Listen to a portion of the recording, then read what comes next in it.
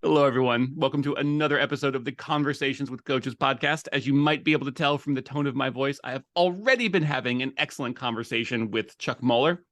Let me reintroduce you if you haven't heard previous episodes from him before. Chuck is the founder, CEO, advisor, and executive coach at MCG Partners. He's also the best-selling author of The Rise of the Agile Leader. For over 35 years, Chuck has advised, coached, and consulted executives and organizations across industries, from startups to Fortune 500 and nonprofit organizations. As a recognized expert in leadership effectiveness, Chuck specializes in coaching and advising senior executives and leadership teams through times of rapid growth, M&A, and quite frankly, capital C change. So this seems like a great time to be talking to you, given that we're going through plenty of capital C change here in the early parts of 2023 and have been for quite a while. So Chuck, it's great to have you on. It's good to talk to you. Thanks, Karen. Appreciate that introduction as always. It's good to be back. So we started talking before I hit record, and it didn't take us very long to start getting into some meaty and juicy topics about like just how the world is going so far, both in 2023 and how it's been trending over the last year, especially. And we started talking about some of the things that you were doing at MCG Partners and have been doing for a while, especially in terms of the evolution of company culture and alignment and fit as it pertains to the demand for people, the demand for workers, the demand for talent, and what work looks like now and going forward, given all the things that we've had to adjust to and have embraced over the last couple of years. So let's pick that conversation back up. Yeah, well, let's do that. And, I know it's an overused term over the last couple of years, but the future of work, right? We're kind of living the future of work right now. And yes, things like COVID have had a huge impact, but it goes beyond just COVID, right? I mean, the virtual workforce is not a new concept. We've had that for quite some time. Yes, everyone was sort of forced into it during COVID. Now we're sort of kind of getting back to more of a normal cadence between virtual, hybrid, in office. And as you probably read in the news, there are a lot of CEOs out there, especially in the United States, that are really kind of pushing to get people back in the office. But some of the dynamics of that are that if you continue to poll the employee population in this country, and by the way, elsewhere, guess what? There's a huge percentage that don't want to come back to the office. They want to work virtually, or if they are physically near their headquarters or a primary office, go in a few days a week. So there's definitely some tension there. But what creates even a greater dynamic is the fact there's a skilled labor shortage. So unemployment continues to be very, very low. Yes, we've been dealing with an economic sort of fluctuation and inflation, and obviously terrible stock market for over a year now. But guess what? There's a skilled labor shortage out there. And now, yes, even though high tech is laying off left and right now, we've seen that in the news over the last few weeks, and that's probably not going to stop at least for another month or two. And probably some other industries will be getting impacted. But guess what? People are still hiring. And as you and I chatted, one of the lead indicators economically is what is the staffing industry doing? I always look at the staffing industry, and guess what? They're not slowing down. They're struggling to find skilled labor at all levels. I was just on LinkedIn about an hour ago, and half the postings are people trying to find people to hire. So we have this kind of dynamic, this tension of supply and demand. And then to your earlier comment, how does this impact not only that strategically for your business and this sort of intensity of change we've been living in for a number of years, which is never going to go away. I hate to say it's not going to slow down. And then how does it impact not only your business strategy and sort of your purpose and your mission of who you are, but essentially your culture? And what do we mean by that? Yeah, and what do we mean by that? I feel like that part of the question is very top of mind for both people looking for work and people who are hiring. There's a lot of why are we doing it this way? I think in large part in a healthy way. I think it's good because one thing that these forced adoptions of things like remote work and just everything that the pandemic threw into our lives, into our culture, and into our societal development prompts us now to ask why questions about how we go about doing things. Like, why are we doing the office thing? Why are we only hiring geographically when the talent pool is global, and the ability to hire from that talent pool has recently, thanks to the pandemic partially, gotten a level up. Everybody now has not just the technology and the ability and the connectivity to be online in a way that's meaningful, to be able to do meaningful work, but there's been some skill development in that regard as well. I know over the last few years, I have learned tremendous amounts about how to be a human being in a Zoom room, which, right. If you had said a sentence like that, a couple of years ago, I'd be like, oh, that sounds kind of weird. But you learn how to connect and be emotionally available and to, use your face. And I don't know if you could tell, well, you can tell the audience gets audio only. But I'm a hand talker and my hands are constantly rising up into my Zoom screen. And I like that. I've actually got the camera angled so that could be demonstrated, because that's a part of who I am. And if you were in the room with me, you'd be seeing me gesticulating somewhat wildly sometimes, especially when I get excited about a point. And being able to develop those skills in a relatively rapid fashion across industries, pretty much across the world, we're still I think we're still grappling with what we can do now and how we should be going about what we do, and why are we doing things the way we are doing them now? Why did we do them the way we did them before? Let's not throw the baby out with the bathwater, but how can we do things going forward that's really the best of both worlds, so to speak? I think I'm very fascinated by just that aspect of it, let alone all the rest. Yeah, well, I agree with you 100%. I think we've come such a long way the last 2 years plus now, almost 3 years, really, in terms of how we've adapted to technology, how we're leveraging technology. And look, we all have our biases. We talk about biases or unconscious bias when it comes to diversity, equity, inclusion. The reality is we have unconscious bias when it comes to many things in life, including, by the way, I prefer working with a person I can see. I prefer interaction in the same office with a person versus virtually. I don't like virtual connection and work and video meetings. And I get that. I get people's preferences. It's not going away. And yes, there are advantages of being in the office. There's no doubt about it. But when you look at the labor pool, to your point earlier, when you're looking about having the best that you need for your organization, having the right skill of labor force, and leveraging technology, the bigger issue really is that companies need to do a better job of developing their managers to manage a hybrid and virtual workforce. That's the big issue. That's still the smoking gun. And I know because we do a lot of that work. And I can tell you there are still organizations that have not invested enough in how to do that effectively. And frankly, how to leverage technology and leverage the parameters of what works, what doesn't work in meetings. Meetings itself, as we all know, we're in this meeting crisis, right?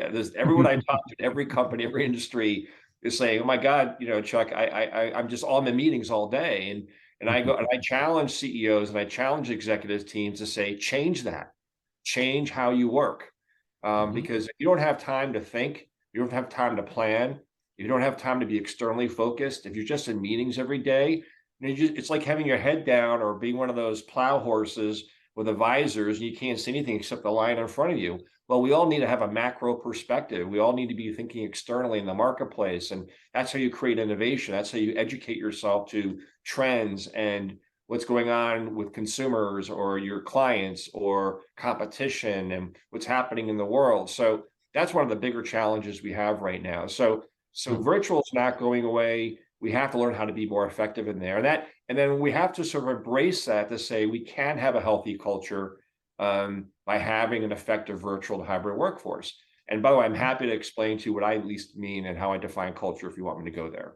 Actually, yeah. What we're talking about is I have lots of thoughts about this. I love this conversation, but I want you continue, please. All right. So very quickly, look, culture is not new. We've been focusing culture for quite some time. One of the old adage expressions have been around for quite some time. People get hired for their background, their experiences, their skills, their expertise, their accomplishments, but they get fired or they leave because of bad cultural fit. So culture really is huge, right? And more and more companies are getting smarter and better at how they define culture, but how they leverage their systems and processes to live and sustain their culture. And that's one of the missing gaps by most companies. So essentially, the other piece of culture that's really, really critical, culture is not necessarily just the environment for your employees and how you live and what their experience is overall. It also should be reflective of your external brand.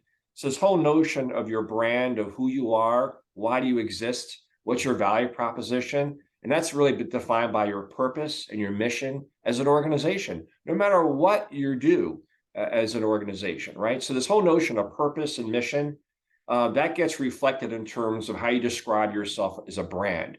And that should also be internally reflected, meaning why would you want to even work here and have a career here? What are the experiences you're going to have here? Mm. So how do you actually map that out into specifics?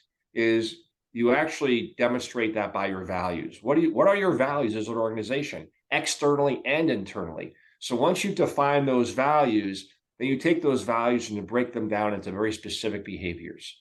And the reason you do that, because behaviors are observable, behaviors are measurable. At least you can define them to be measurable.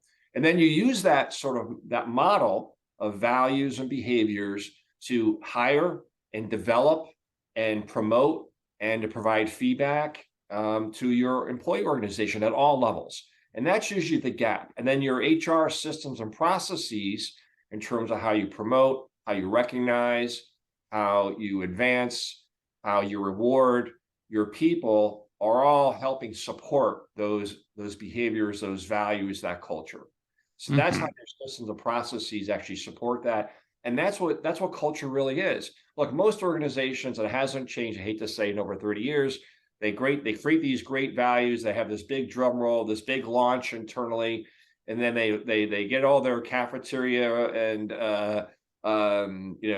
conference rooms and every other public space, and they promote their values. It's on their intranet, extranet, on their websites.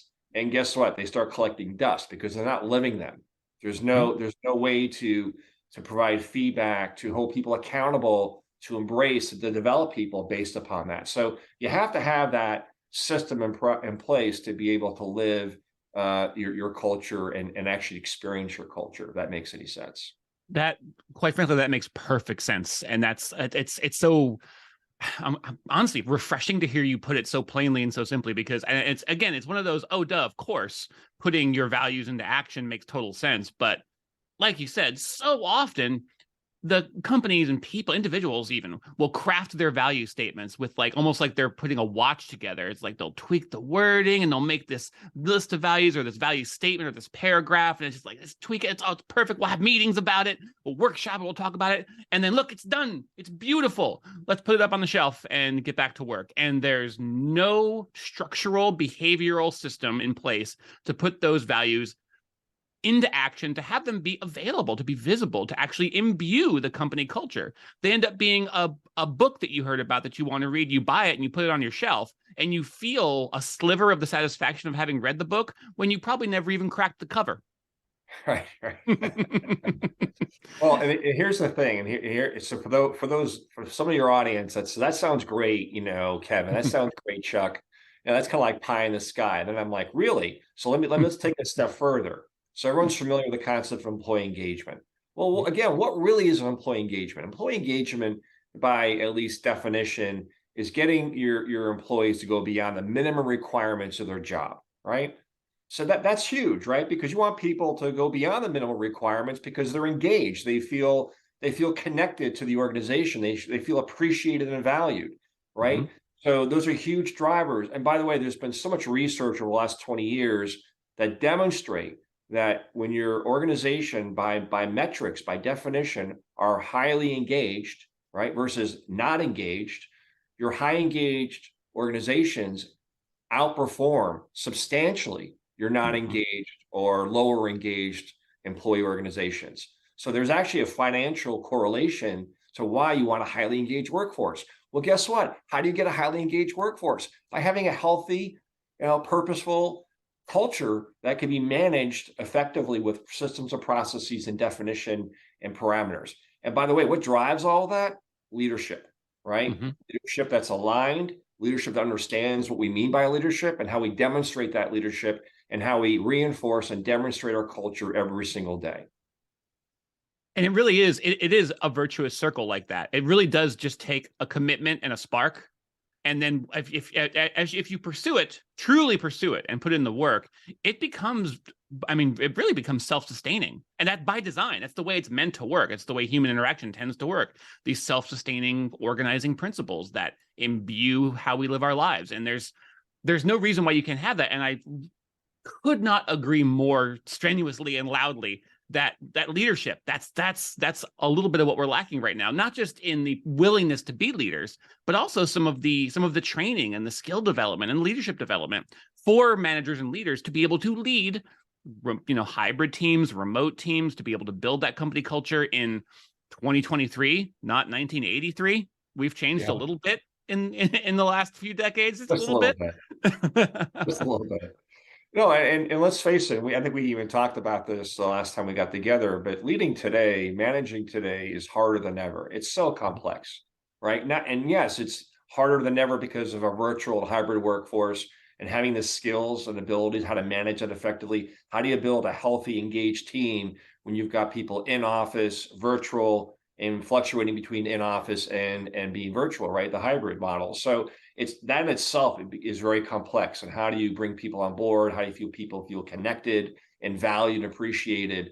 And I use those words very, very specifically, meaningfully. So, and then you add that, then, issues that we've had, at least in the US, around the cancel culture and the wall culture and the fact that people are afraid to say no or disagree or, feeling they're walking in eggshells. They don't know how to have a healthy conflict anymore. So that's been a huge issue in the work environment, right? How to have healthy conflict versus unhealthy conflict. And then you add, challenges around diversity, equity, inclusion, and creating essentially a safe work environment so people feel not only appreciated and valued, but it's okay to challenge the status quo. It's okay to fail and make mistakes. That's how you drive innovation, but also, frankly, an engaged workforce. So we can go on and on. I mean, so again, managing today is very complex, it's difficult. And frankly, there are people out there that are saying, why? Why do I want to be a manager and have all this complexity and this almost unappreciated part of my job, thankless part of my job? So there's one characteristic that really is so critical, besides the fact that maybe you're very ambitious and you're motivated to advance your career, is you need to want to. You need to want to manage and lead. And we forget about that desire. Versus it's been added to my plate because I have to have it if I want to advance or run a business and run an organization and achieve strategic and financial success. No, you truly need to have a passion to want to manage and lead. And you have to learn that craft. I mean, one of the things I talk about all the time, Kevin, is there's a lot of executives out there that look at managing, especially the leading part of their job, is sort of just this additional aspect of their job, in addition to their expertise and getting their metrics and achieving results. And I try to explain to them, no, leadership is a craft. It's a skill. It's an area of expertise that you frankly need to be always investing in and developing yourself and throughout your career. So if there's any message out there, I would tell anybody is recognizing that leadership is a craft and you need to be fully invested in developing that craft in your career if you want to be successful. Yeah, well, I really like that analogy of just it being one more thing being added to your plate. In my head, I literally imagined almost like one of those old school trays, those plastic trays where you've got the little compartments and you've got the big compartments and you've got the tiny compartments. And that last thing I'm imagining like people scooping leadership responsibilities like peas into this one little corner of their plate. And they're like, maybe I'll get to it. Maybe I won't, but I'm going to take care of this main course first. And I got to go back to class or I got to go back to wherever I'm going. And it's like, you can't afford to let leadership be a side dish. It's gonna have to be a part of your main course if you're ever going to have a chance to be the kind of effective leader you probably want to be. You probably want it. You just maybe don't understand how you have to prioritize it. It can't get your scraps. It's got to get your full attention if you really want to develop it. Absolutely. I love that. I love that visual. That's a good one. And now I'm hungry. Yeah.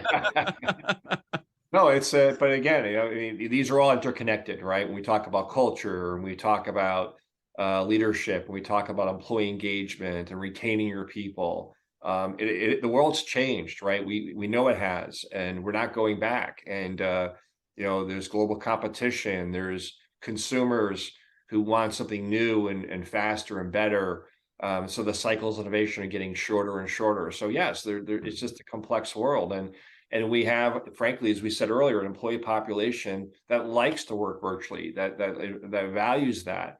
But how do we still build a strong and healthy culture and organization and teams, and where people still feel valued and appreciated, and they feel they have advancement opportunities when they're working virtually? So organizations still need to really figure that out. And honestly, I think we're just scratching the surface around technology. I think we're going to see huge advancements in technology in terms of how we're going to continue to connect with each other.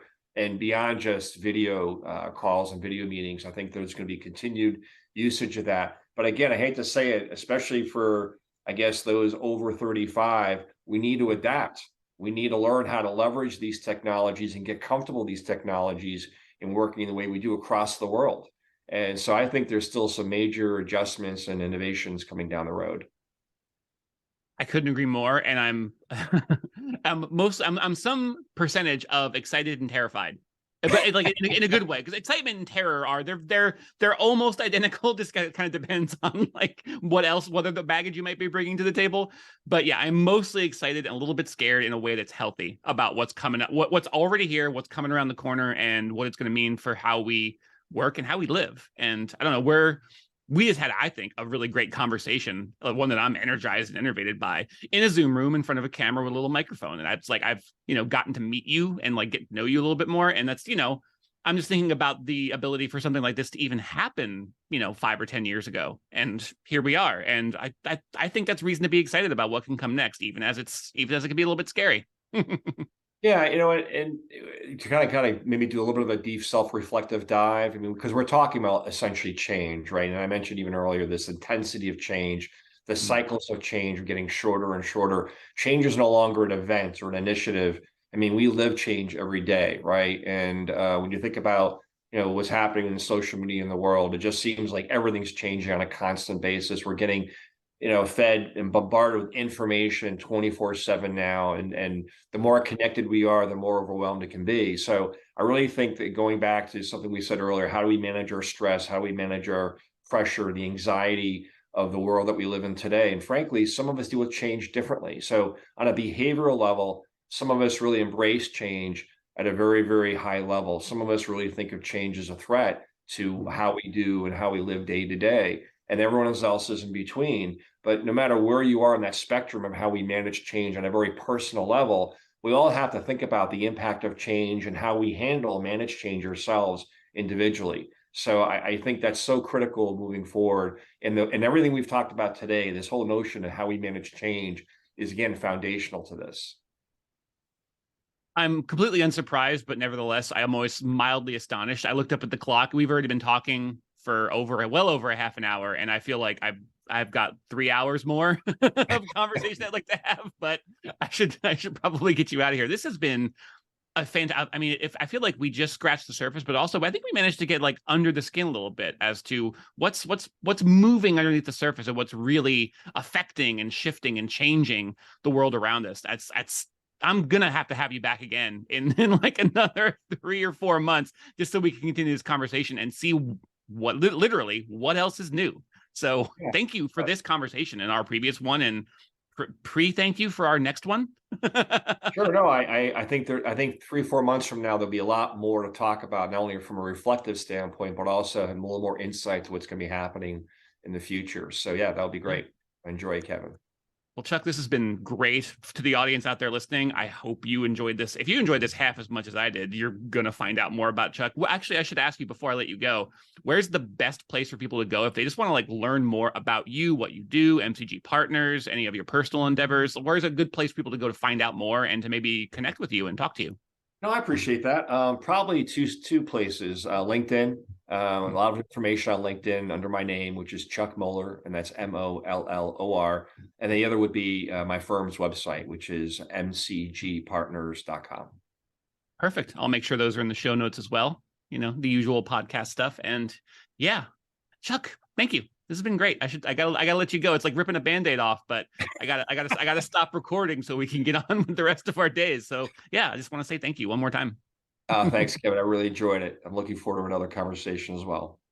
Excellent. And for us here at the Conversations with Coaches podcast, and for me, Kevin, I will get to talk to you again very soon.